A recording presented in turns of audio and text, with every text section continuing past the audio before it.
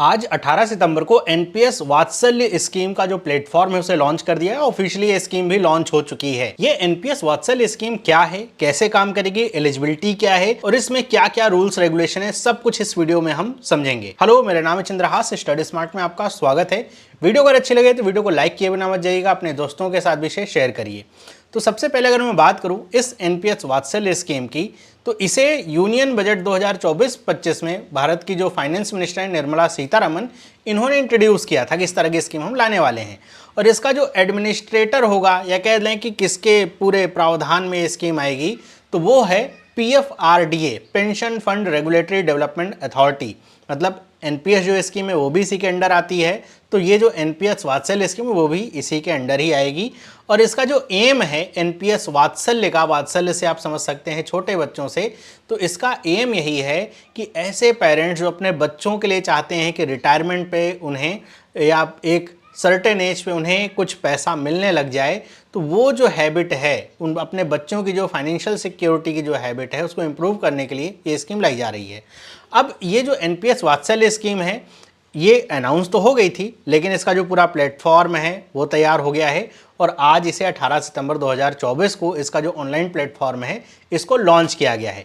ये जो एनपीएस वाला प्लेटफॉर्म है उसी में इसको इंटीग्रेट किया गया है। आपके स्क्रीन पे दिख रहा है, आप थोड़ा स्क्रॉल करेंगे तो वात्सल्य वाला भी आपको मिल जाएगा। यहाँ पे क्लिक करके आप इसके लिए रजिस्टर हो सकते हैं और क्या क्या डॉक्यूमेंटेशन अगर आपको देखना है क्या क्या चाहिए तो उसके लिए भी आप क्लिक कर सकते हैं। अलग अलग आ जाएंगे कि आप किसके थ्रू रजिस्टर हो रहे हैं और आपको उसके लिए क्या क्या डॉक्यूमेंट्स चाहिए।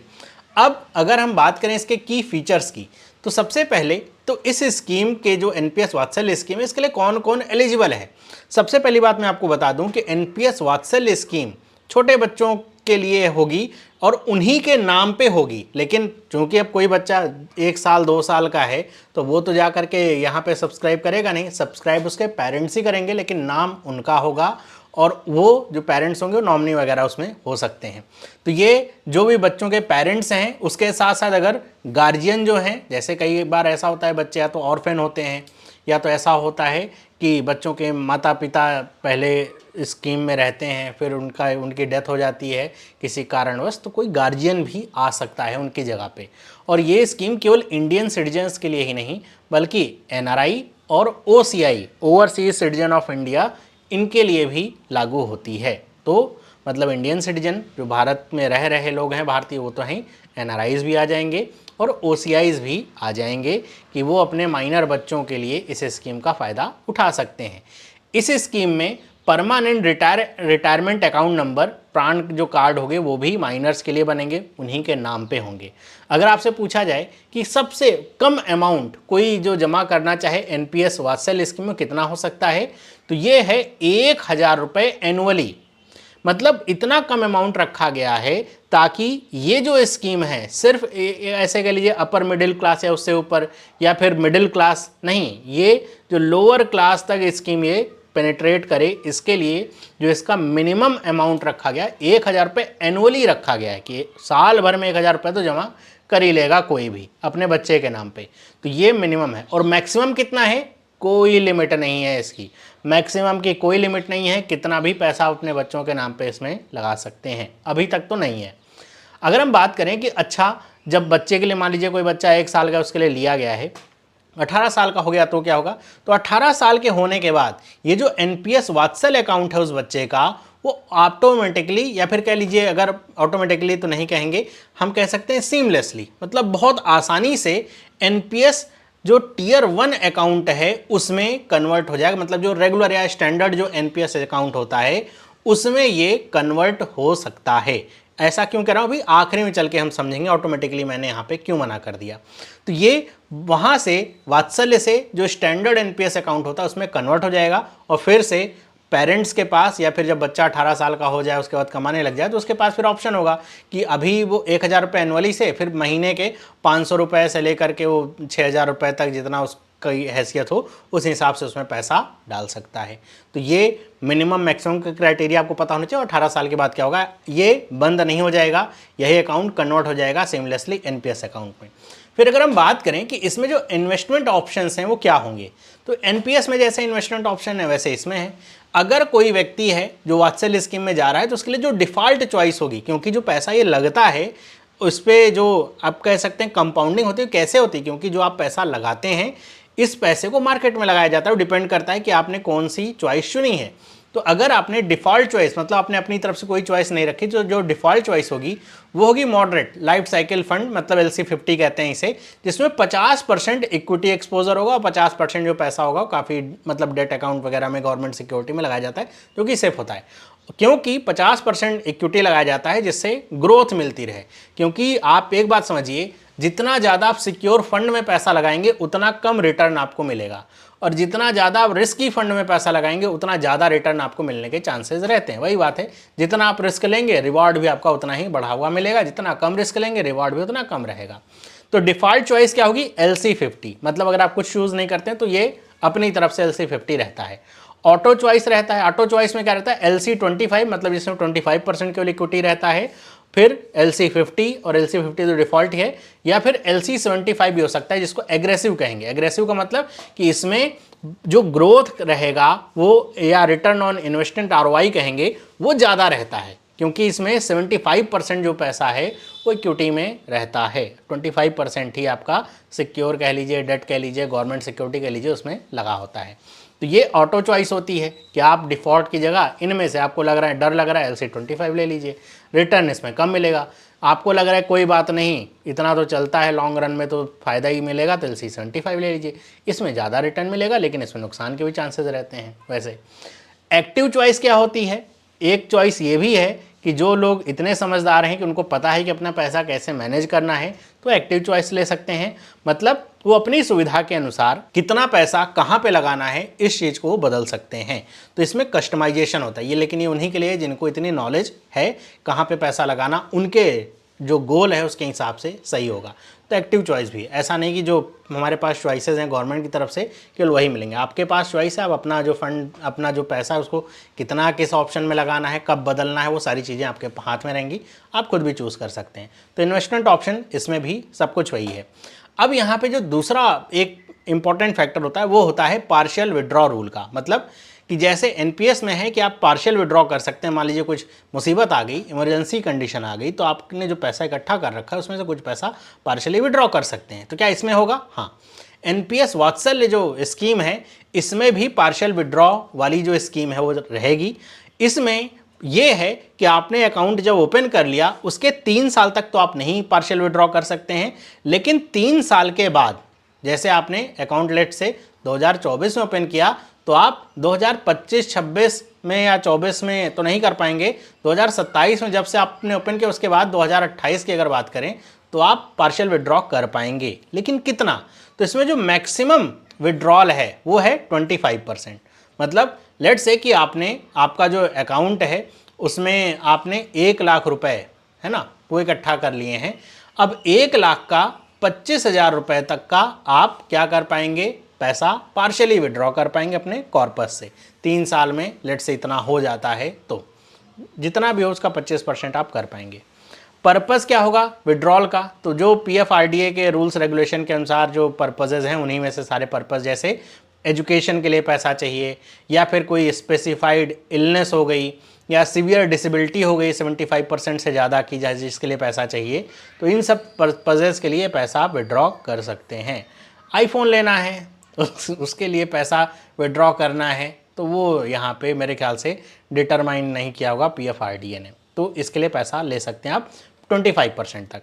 अब कितनी बार आप पार्शियल विड्रॉ कर सकते हैं?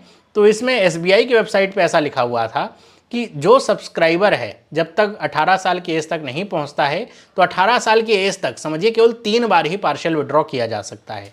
3 बार आपने 25% तक अपना पैसा पार्शियल विड्रॉ कर सकते हैं, चौथी बार नहीं कर सकते। फिर 18 साल के बाद ही वो पैसा चौथी बार विड्रॉ हो पाएगा। पैसा होना भी चाहिए विड्रॉ करने के लिए, ये भी आपको याद रखना होगा। तो पार्शियल विड्रॉल रूल है 3 साल तक नहीं होगा, 3 साल के बाद होगा। मैक्सिमम 25% विड्रॉ कर सकते हैं। पर्पस जो पहले से डिटरमाइंड है उनमें से कोई एक होगा, और 18 साल की उम्र तक केवल 3 बार पार्शियल विड्रॉ हो पाएगा। फिर अगर हम बात करते हैं रिटर्न और ग्रोथ पोटेंशियल के, एक एग्जांपल, इलस्ट्रेटिव एग्जांपल देता हूं मैं आपको। इसमें बहुत कम फैक्टर्स को लिया गया। जैसे अगर आप 10,000 रुपये एनुअली 18 साल तक के लिए इन्वेस्ट कर रहे हैं इस स्कीम में। वात्सल्य, मान लीजिए आपके यहाँ कोई बच्चा पैदा हो रहा है 0 ईयर का है, तो आपने उसका एनपीएस वात्सल्य अकाउंट खुलवा दिया, तो जब वो 10,000 रुपये आप उसके अकाउंट पे एनुअली मतलब हर साल 10,000 रुपये जमा कर रहे हैं, तो जब वो 18 साल का एज का होगा तब उसके पास टोटल 5 लाख रुपए होगा कॉर्पस। और यहाँ पे ये जो ROR है ये 10% का है, मतलब हम इसको लेकर के चल रहे हैं मॉडरेट वाला, LC 50 में ऐसा लेकर के चल रहे हैं। तो 10% का अगर ऐसा है तो 5 लाख रुपए उसको कॉर्पस मिलेगा। अगर यही स्कीम को आगे कंटिन्यू कर दिया जाए कि अब 18 साल के बाद एनपीएस स्टैंडर्ड हो गया और 10,000 रुपये जमा कर रहे हैं, 60 साल तक जमा किए, तो ये 2.75 करोड़ रुपए हो जाएगा 10% की रेट से। सोचिए कि छोटा पैसा है लेकिन कंपाउंडिंग की वजह से ये पैसा बहुत आगे बढ़ जाएगा। और ये जो पैसा होगा कंपाउंडिंग में, आप समझते हैं, आपको ऐसा लगता हो कंपाउंडिंग में बहुत ग्रोथ नहीं होती, बहुत तेज़ी से ग्रोथ होती है। इसलिए कंपाउंडिंग कहा जाता है कि पहला 1 करोड़ रुपए बनाने में जितना समय लगेगा, दूसरा 1 करोड़ रुपए आने में बहुत कम समय लगता है, उसके बाद उसका डबल होने में भी बहुत कम समय लगता है। तो ये कंपाउंडिंग की वजह से होता है। तो अगर यहाँ पे रिटर्न ऑन इन्वेस्टमेंट अगर लगभग 12% के पास हो, तो यही जो कॉर्पस है वो लगभग 6 करोड़ का होगा। और ये अगर 12.86% के आसपास हो, तो ये जो कॉर्पस है 11 करोड़ के आसपास होगा। मतलब समझिए, ये तो एक 10% मैंने आपको बताया। अगर ये रिटर्न ऑन इन्वेस्टमेंट ज़्यादा हो जाए तो ये जो कॉर्पस है और बड़ा निकलेगा। और साइज जाहिर सी बात है, जो रिटर्न है वो वेरी करेंगे। ये भी डिपेंड करता है कि इसमें ज़्यादातर ऐसा भी होता है कि जैसे एनपीएस स्कीम में हर साल आप 10,000 रुपये क्यों लगाएंगे, पैसा बढ़ा भी सकते हैं, 10 से 12,000 कर लिया कभी, है ना, ऐसा। तो उसमें आपका जो कॉर्पस है और बढ़ता ही जाएगा अगर आप बीच में निकालते वगैरह नहीं है तो ऐसे आप देख पाएंगे कि अगर आपके बच्चे हैं या फिर किसी के भी बच्चे हैं, तो वो अगर स्कीम अपने बच्चे के लिए ओपन कर रहे हैं, तो एट द एज ऑफ 60 उसके पास इतना पैसा होगा जिससे उसको प्रॉपर पेंशन मिल पाएगी। तो ये पेरेंट्स के लिए बताया गया है।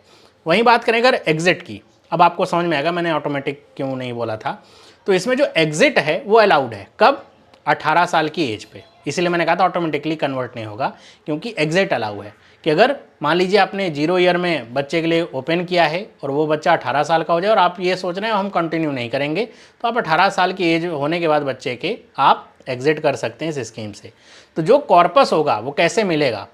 अगर वो कॉर्पस 2.5 लाख से ज़्यादा का है, मतलब जो टोटल पैसा 18 साल में 2.5 लाख रुपए से ज़्यादा का है, तो जो 80% कॉर्पस होगा वो एन्युटी परचेज करने में जाएगा और आप 20% जो होगा लमसम के रूप में वो आपको मिल पाएगा। मतलब समझिए कि अगर आपका जो कॉर्पस है वो 10 लाख रुपए का है, एग्जाम्पल के लिए बता रहा हूँ, तो आपको इसका 2 लाख रुपए तो मिल जाएगा, लमसम अमाउंट आपके अकाउंट में आ जाएगा।